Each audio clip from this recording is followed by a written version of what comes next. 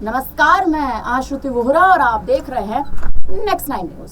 अब तक भारतीय जनता पार्टी पर हमलावर रहे अखिलेश यादव अचानक से बहुजन समाज पार्टी पर आक्रामक हो चुके हैं। जो बातें इशारों से पहले कही जाती थी, अब खुलकर भारतीय जनता पार्टी बसपा की मिलीभगत की बात की जाने लगी है और इसका मकसद बसपा के मूल वोट दलितों में आरक्षण पर खतरे को सामने रखकर उनका पूरा समर्थन अपने पाले में लाने का है। जी हाँ, सपा अब बसपा में आकाश आनंद को उनके पद से हटाने व भारतीय जनता पार्टी के प्रति नरमी को सभी सीटों पर होने वाले प्रचार अभियान में प्रचारित करेगी। बसपा के समर्थक वोटर जो भारतीय जनता पार्टी के साथ जाना नहीं चाहते हैं, उन पर सपा की निगाह बनी हुई है। इसमें दलित मतदाताओं के संदेश दिए जाएंगे। बेहतरी चाहिए तो वे कांग्रेस सपा के साथ आए।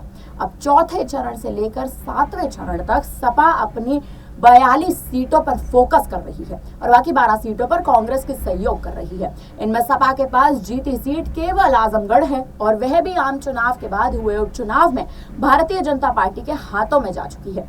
अब जबकि चुनाव मध्य यूपी व पूर्वांचल की ओर बढ़ रहा है, तो सपा ने अपने पीडीए पिछड़ा दलित अल्पसंख्यक में दलित वोटरों पर फोकस बढ़ा दिया है।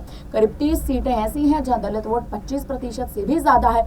टिकट वितरण में सपा ने सावधानी ये बरती कि उसने गौरव यादी पर सबसे ज्यादा फोकस कर दिया। सुरक्षित सीटों के अलावा 2 सामान्य सीटें यानी मेरठ और फैजाबाद में दलित प्रत्याशी हैं। भाजपा के 400 पार नारे के बाद अब सपा, कांग्रेस व अन्य विपक्षी दलों ने इसे संविधान बदलने के खतरे के रूप में देखा और इसे जनता के बीच एक मुद्दा बना डाला।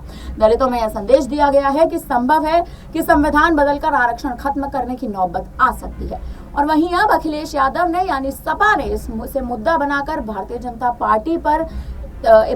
पार्टी के संग बहुजन समाज पार्टी को भी पाले में खड़ा करने की कोशिशें करी है। वैसे सपा ने पासी आदि दलित जातियों को साधने के लिए पहले से जतन करना शुरू कर दिया था, लेकिन अब बसपा के मूल वोटर्स जाटव बिरादरी को समझाया जा रहा है कि संविधान बदलने के खतरे की रोकने के लिए इंडिया गठबंधन के साथ आना बेहद जरूरी है। इसके लिए पूर्व में घोषित बसपा के स्वर्ण प्रत्याशियों को हटाकर ओबीसी और मुस्लिम प्रत्याशी उतारने का उदाहरण भी दिया जा रहा है। असल में जौनपुर में जब भारतीय जनता पार्टी बहुजन समाज पार्टी के प्रत्याशी और पूर्व सांसद धनंजय सिंह की पत्नी का टिकट वापस हुआ, तो अचानक से अखिलेश यादव ने बसपा पर करारा हमला बोल डाला। एक तरह से करारा जवाब देना शुरू कर दिया। अखिलेश ने बसपा को एक भी सीट न मिलने पर भी बात की। इसके जरिए वे दलित वोटरों को संदेश दे रहे हैं कि बसपा को वोट करने उसे खराब करने जैसा है।